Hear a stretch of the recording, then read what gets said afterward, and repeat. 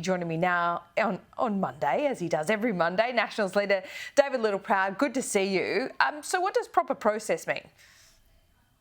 Well, this is about making sure approval processes through where the EPBC Act is triggered, through environmental impact statements, the same approval processes that many of the resource projects would undertake. You're talking about it. In fact, there's a project up in central Queensland that's over 100,000 acres that'll be covered by wind turbines. That's a significant environmental impact. If you're going to knock down remnant vegetation and knock away remnant habitat, then there has to be an environmental impact on that and the species that live there.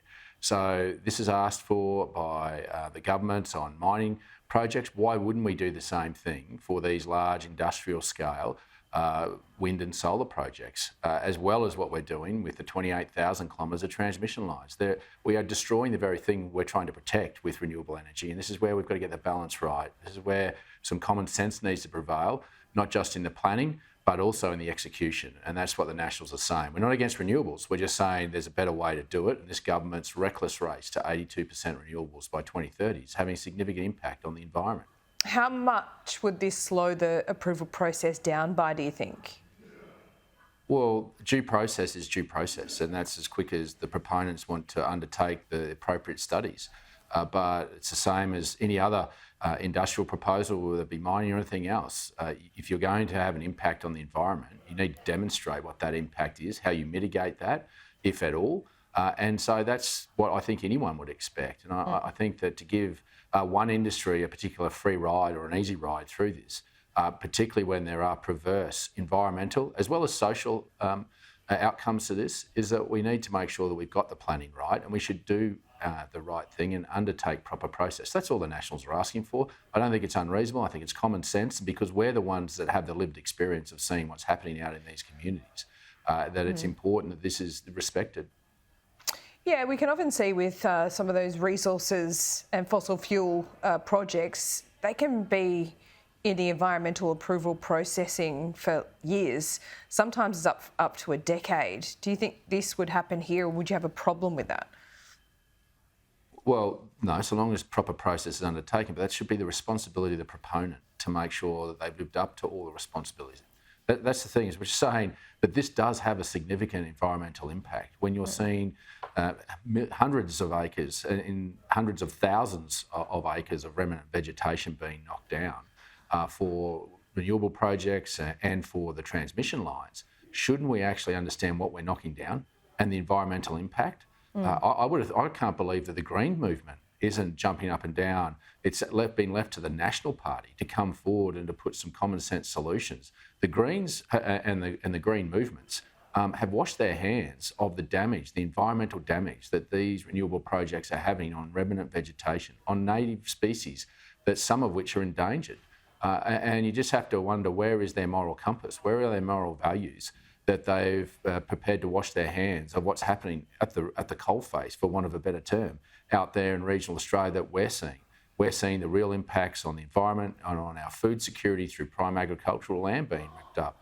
And you know, you've got the WWF giving report cards out on agriculture, yet I haven't seen them give a report card out on renewable companies and the way that they've handled knocking down remnant vegetation. You know, koalas losing their habitat. In many cases, koalas are being killed as a result of the actions of these developments. Okay, so I'm told renewables will need approval under the EPBC process. There are 100 waiting for approval. So what are you saying essentially here is that they need to be approved to the same standard as a new coal project? They need to be assessed for the environmental impact that they're having, particularly on remnant vegetation. Now, but unfortunately, they are at the government doesn't. But are you saying it's not as rigorous as it needs to be? Not to the same scale. Not as rigorous, and particularly, not even local governments are getting a say in terms of the approval processes. They're being railroaded by state governments, overridden by state governments. So it starts even as far back as the implications for local government in being able to plan for their roads and their infrastructure, to be able to support this type of infrastructure. But then it's about the environmental impacts. The rigour around that isn't as onerous as what it is for resources, but yet the same impact on knocking down remnant vegetation exists. We see it, we live with it, and we just say to those that lie at the altar of renewables, come out and have a look at what's being done to some of the remnant vegetation, the habitat that's been lost. You're looking at Youngula, pumped hydro. You're going to see platypus habitat being flooded where they won't be able to live, but a rare white eel that is rare to Australia will be lost if this is undertaken. So where is the environmental impact statements on those, on the implications of those? Instead, it's been approved and we're rushing through this. Well, in the last week, we've heard Barnaby Joyce say net zero by 2050 is utterly untenable. So what do you say to those who bring a cynical mind to this argument that you're bringing today, that you're trying to kill off net zero by stealth and you don't really believe in it? No, this is Labor's net zero by not 2050. Hang on, the Nationals signed up for it, didn't they? Yeah, so that's what I'm saying. There's a differentiation. Don't conflate the two. Labor's net zero is a lot different to what the Coalition's net zero was.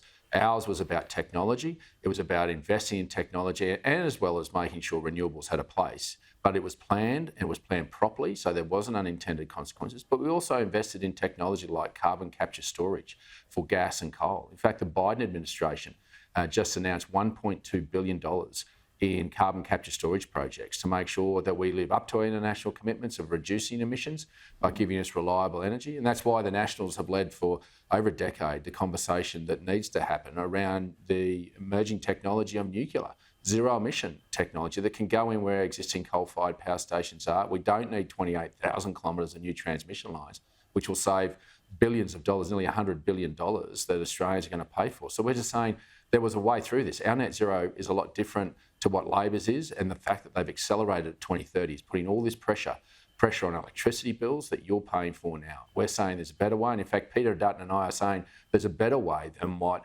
the Morrison-Joyce government put, because we're prepared to have the courage to add to that technology mix nuclear.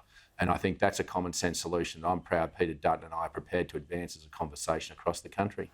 So do you essentially agree with Barnaby Joyce?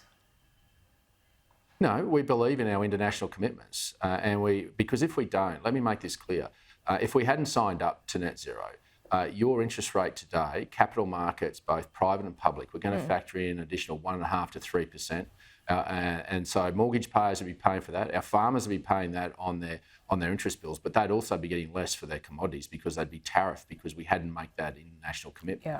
And so, do you really want to change tack now in a cost of living crisis and go back out there and say, let's blow up net zero commitment that we've made and cost Australians a whole lot extra?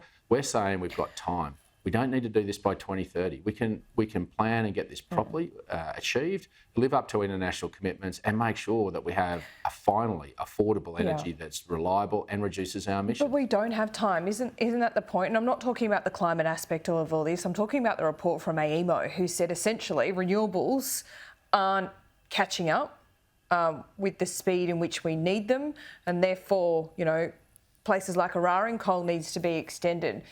That's not an ideal situation, is it?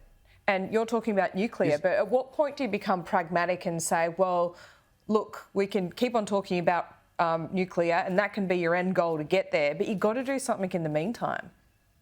Well, this is exactly what AIMO is saying. The government's not being pragmatic by trying to rush to 82% renewables by 2030. It can't be achieved. That's 22,000 solar panels a day must be laid. 40 wind turbines a month must be put up. There's not the supply chain for even that type of infrastructure to be sent to Australia, from China mostly, to be able to get here and be put up in time.